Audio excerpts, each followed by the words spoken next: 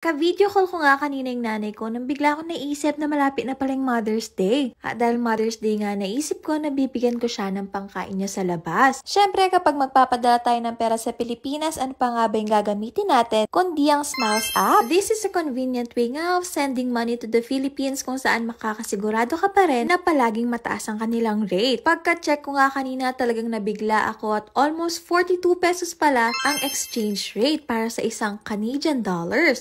Naku, talagang sulit ngayong pagpapadala nating mga OFW dahil napakataas ng dolyar. Isa pang nagustuhan ko talaga sa Smiles is hindi ko kailangan magbayad ng remittance fee. This is the perfect time nga para gamitin mo yung mga naipon mong points dahil napakataas ng palitan, mga mare. Napakasakto nga at paparating na yung Mother's Day para syempre mabigyan natin ng saya ang ating mga mommies. O diba, sino bang hindi matutuwa na hindi mo kailangan lumabas ng bahay at the same time, hindi ka magbabayad ng remittance fee pero makakapagpadala ka ng pera sa Pilipinas. Kaya nga, if gusto mo rin magkaroon ng points na gagamitin sa pagpapadala ng Pilipinas, gamitin mo lang tong code na to para nga magkaroon ka ng points na pwede mong gamitin para sa remittance fee.